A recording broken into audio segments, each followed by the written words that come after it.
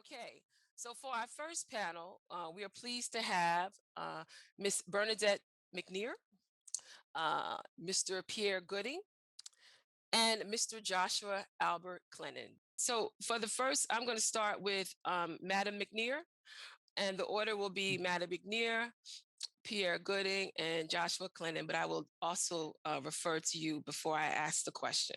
Okay, so the first round are our icebreaker questions. And, it's just an instant question. It shouldn't take longer than 30 seconds. Okay? All right. So Bernadette, Yes. uh, if you could have an extra hour of free time every day, how would you use it?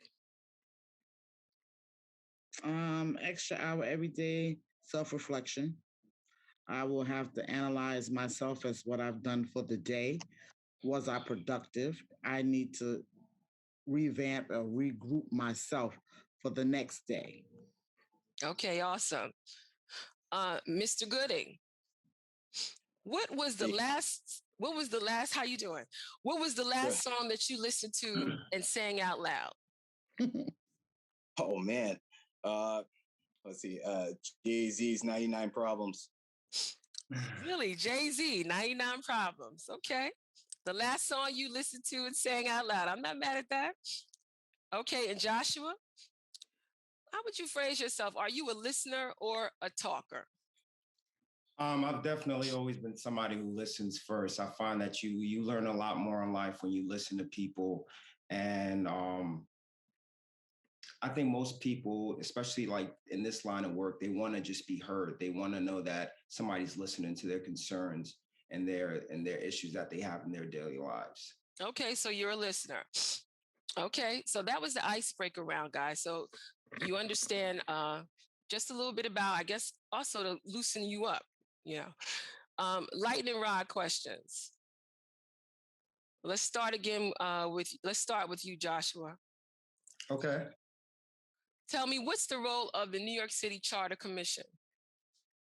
The New York City Charter Commission basically reviews the New York City Charter and basically reviews the charter as it is, and then makes recommendations for amendments. So most recently, some of those amendments were ranked choice voting.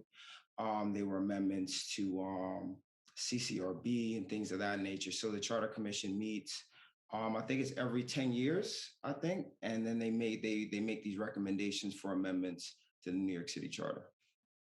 Thank you. Mr. Gooding, question for you. Who's Hulan Jack? Who is Hulan Jack? I actually am unaware of who Hulan Jack is. I apologize. Okay. These are hard ones, guys. Debbie, you can't make me do these things. All right, Bernadette. Yeah. Try to find something.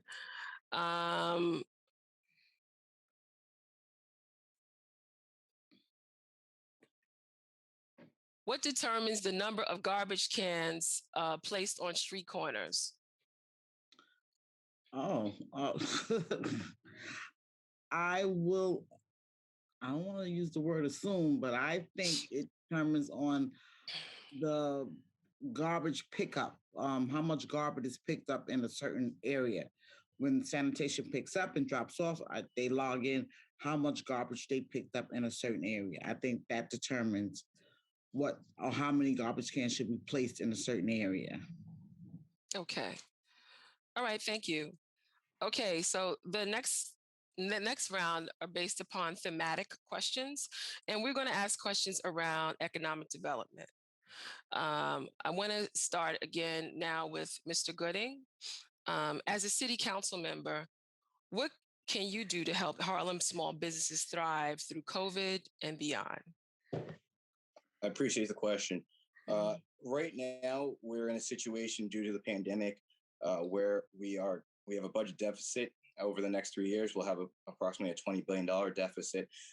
So we have to be creative with how we bring money into our community and into that budget. First of all, we should be giving a New York City stimulus to our small businesses to make sure they don't go out of business. I represent many of the businesses in our community, and they have struggled throughout the pandemic, not getting their federal unemployment, business unemployment, not getting small business loans.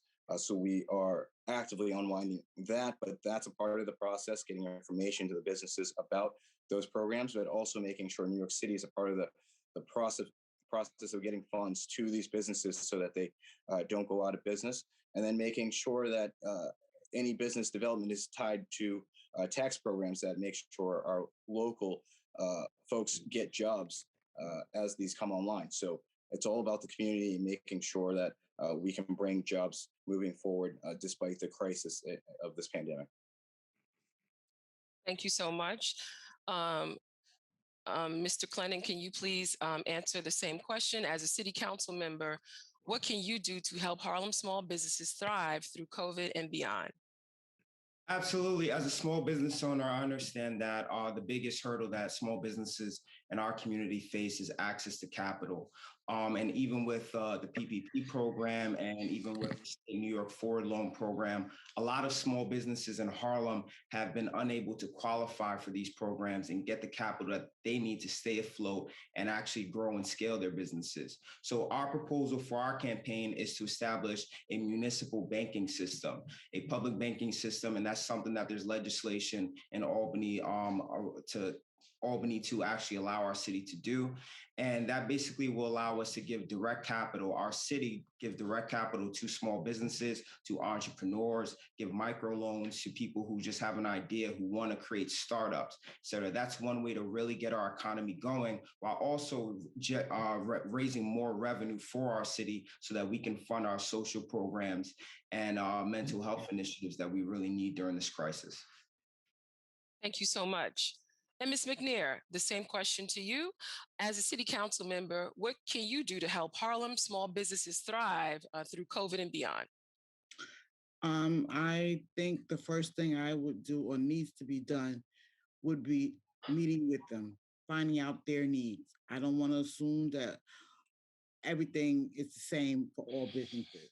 I need to have a conversation to find out what you need or where you're lacking, so that I can try to help point you in the right direction, connect you with the right people to build partnerships with the outside entities that you need to thrive and make your business successful.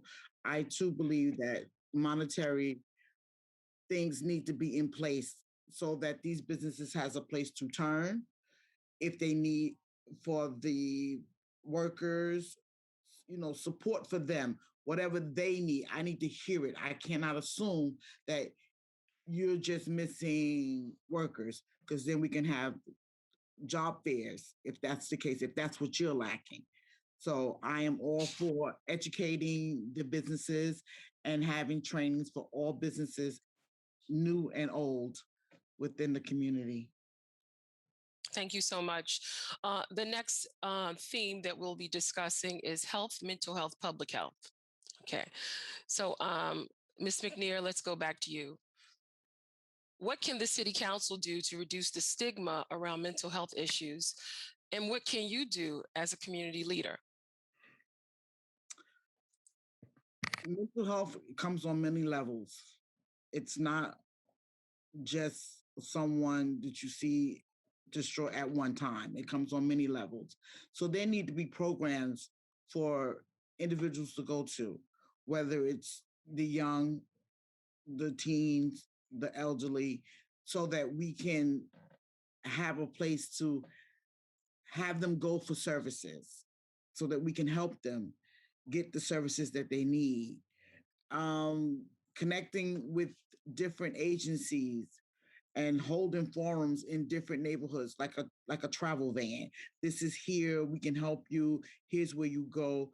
Leaflet things, send notices out, highlight different programs in the community so that people can have a chance to research, because some mental health people are not going to go to, but they have family members. It's a support group for everybody to help everyone in having mental health issues. Thank you so much. We're doing pretty well. I want to thank you all for adhering to the 2-minute time limit. You're doing extremely well. All right, Mr. Gooding, What can the Yes, city council do to reduce the stigma around mental health issues? And what can you do as a community leader? I appreciate the question. I think we have to break the cycle right now, and in the Black community, mental health awareness and mental health issues are still taboo to talk about. I think we have to break that and break the information gap that goes on in our community, where people don't even know where to go if there is mental health facilities and resources available. They don't even know about them. So we have to break that information cycle and gap. This is something I saw personally while running 2 homeless shelters in Harlem and Queens over the past 3 years. There are mental health issues in our community that we have to deal with, especially that have been exacerbated by COVID. And it's a serious challenge. One, you have to be in the community. And as a city councilor, that is one thing that I do promise, that we'll be in the community every day so that you can hear these challenges. And then you have to take the next step forward. Policies at a city council level that help Harlem, that make sure that mental health programs and mental health resources are available in our community, need to be advocated for, and those resources need to be brought back to Harlem. That $90 billion budget has to be fought for by our city councilor. Hi, okay. And then Joshua, the question for you, what can the city council do to reduce the stigma around mental health issues? And what can you do as a community leader? Thank you. This is a great question. Frederick Douglass once said, it's much easier to raise strong children than to repair broken men. So I think what we have to do is start early in creating more mental health outreach in our school system, providing more guidance counselors and more mental health professionals in our schools, because trauma starts early in life in our communities. My earliest memory in life was my father being killed in front of me. And a lot of people in our community have similar experiences where they see friends, family, neighbors shot and killed. And we never really have an opportunity to unpack this trauma growing up. So I think we really need to start with our school system, making sure that it's fully staffed with mental health professionals and guidance counselors. And to what I've been doing as a community leader, I serve in Manhattan Community Board 10, where I'm the treasurer and chair of the District Needs Task Force. In our last year's District Needs Statement, we requested that the city fund alternatives to mental health crises, so non-police responses to mental health crises. And earlier this spring, the city just announced that they're actually starting a pilot program where they're going to have EMS and trained clinical professionals who respond specifically to mental health crises. And this pilot program is going to start right here in Harlem and East Harlem. Okay, thank you so much. The last question for you three is around COVID. Pierre, I'm going to ask you to go first. During the COVID crisis, much attention was rightly paid to tenants who lost their income over the past year. But small landlords were bundled in with the big landlords. Small landlords have had challenges making mortgage payments and repairs. Do you have ideas on how the city council can support small landlords? Yes, I do. I think there needs to be direct impact and input from New York City with these small landlords to make sure that there isn't a crisis that comes on the horizon when these bills become due in September with organizations and individuals not having the money to pay for their rent.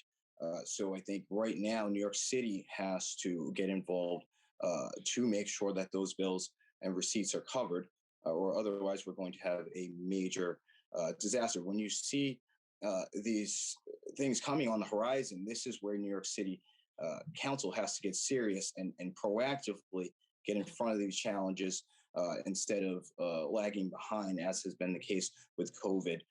So this budget challenge is happening. These small businesses that we represent are struggling, and landlords, and we have to pay attention to them as well. Landlords get beat up in New York City all the time, but we have to make sure that we support them before they leave the city. Thank you so much. Joshua, the question again, and this is regarding COVID. During the COVID crisis, much attention was rightly paid to tenants who lost their income over the past year. But small landlords were bundled in with the big landlords. Landlords have had challenges making mortgage payments and repairs. Do you have ideas on how the city council can support small landlords? Absolutely, and this is an issue that I know very deeply working in affordable housing. I have a ton of ideas, but I'll start with just expanding existing programs like Article 11 abatement to include our small homeowners so we can give them relief on property taxes. And also, we need to expand that to also include DEP water and sewage arrears because we're losing a lot of property, our small homeowners and HCFCs to not only property tax foreclosure, but DEP water and sewage foreclosure as well. And if you've taken into account this pandemic, where a lot of landlords have not been able to collect rent simply because their tenants don't have a source of income, a lot of those small landlords are really in trouble. Property taxes and DP alone can run you over six-figure bill in 1 year alone, and that's really hard to make up on. So we really need to address that issue, and we couple it with keeping rents affordable for tenants, allowing them to stay in their homes, making sure that small landlords do take advantage of this new rent relief bill and actually accept payments for residents who are going to be applying for rent relief. So there's a lot of different things we can do, but first off, we have to expand our abatement programs to really provide relief to our small homeowners. Thank you again. And the last candidate, Bernadette McNear, would you like me to read the question one more time? Yes, please. Sure. This is again around COVID. During the COVID crisis, much attention was rightly paid to tenants who lost their income over the past year, but small landlords were bundled in with the big landlords. Small landlords have had challenges making mortgage payments and repairs. Do you have ideas on how the city council can support small landlords? I think that there should be a program for small landlords to be a part of. That they can register and addressing their concerns of payments, mortgage payments that they have to make, because due to the families or individuals losing their income, they're not getting money to keep their properties afloat. So if we have programs where they can join, just as we have programs where the tenant can join to get the rents paid, we should be able to afford that to the landlords, to smaller landlords, so that they can, you know, be in this area and fill out paperwork and not necessarily have to jump through loops stating that this is the problem. If you can pre-enroll, and maybe the crisis may not come today, but we got hit with COVID. You were already enrolled in a program that showed that you are a small landlord and these are the things that you need. So it behooves the city to work closely with those individuals so that we will not have property owners losing their properties, renters will not lose their homes. Everybody can come together cohesively and figure this out for those people. Well, thank you so much. So this wraps up the first panel. I want to thank all three of you, Bernadette McNear, Pierre Gooding, and Joshua Albert Clennon, for taking the time out and presenting at Harlem Women Strong panel.